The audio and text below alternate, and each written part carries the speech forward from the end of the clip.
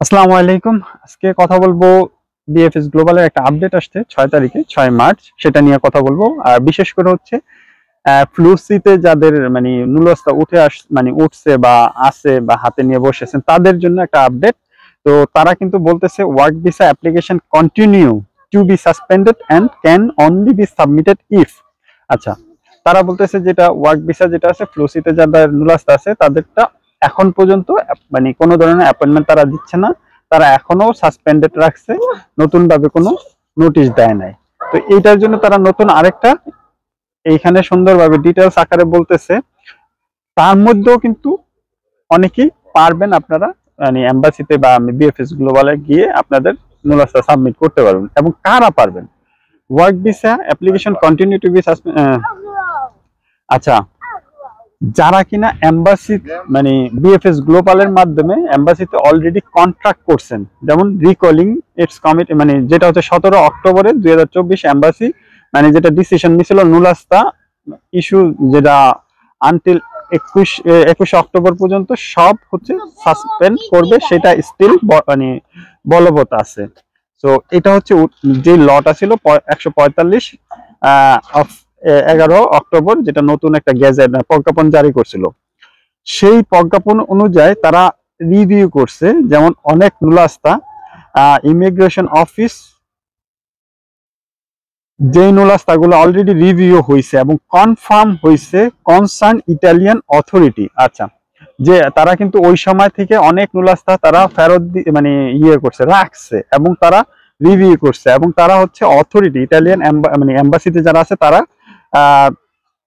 Authority confirm করছে। এবং যখন তারা দেখছে যে নুলাস্তা সব ঠিক ছিল, তখন হচ্ছে তারা ক্যান কন্ট্রাক্ট নুলাস্তা হোল্ডার, মানে যা আপনার ধরেন নুলাস্তা আছে তারা রিভিউ করে দেখছে আপনার সবকিছু ঠিক আছে, তারা আপনার সাথে কন্ট্রাক্ট করছিল, সেটা হচ্ছে invite him or her to the submit application, এবং আপনাদেরকে বলছিল অ্যাপ্লিকেশন সাবমিট করার জন্য। তো মানে অনেক সেভারাল হান্ড্রেড বলতেছে, মানে 100-র উপরে হচ্ছে তারা তারা হচ্ছে অলরেডি কন্ট্রাক্টে দিয়েছে, মানে ইনভাইটেড সাবমিট। আচ্ছা, তারা অনেক পিপলের সাথে তারা কন্ট্রাক্ট করছে, মোর দেন 100 পিপল, আরো বেশি, মানে সেভারাল 100 অনেকগুলা। So out of this direct calling work visa application Dhaka continue to B suspended, the interested public is invited to refrain from asking the embassy for the reopening work visa application and wait for the direct calling.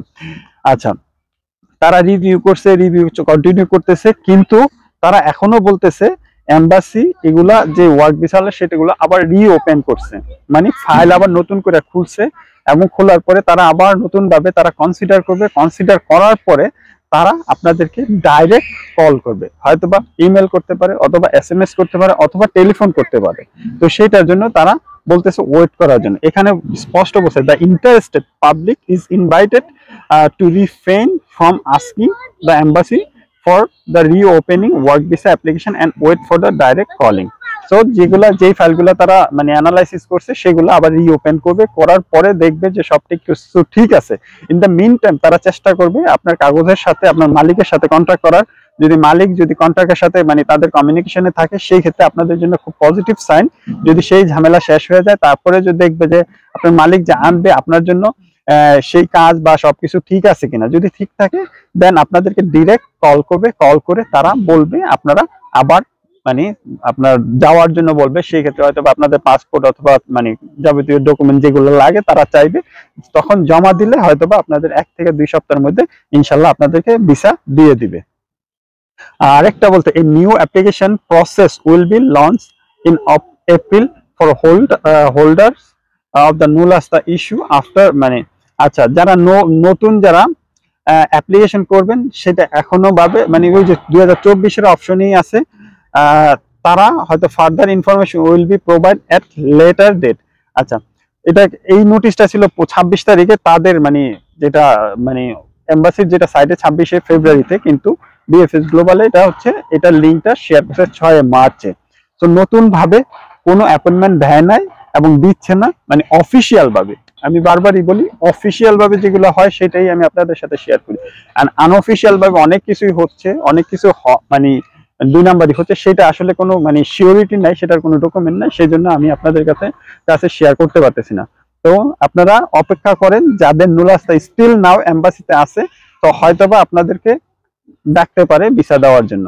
তো সবাই অনেক অনেক ভালো থাকবেন, সুস্থ থাকবেন, দেখা হবে খুব তাড়াতাড়ি নতুন আরেকটি ব্লগে। আল্লাহ হাফেজ।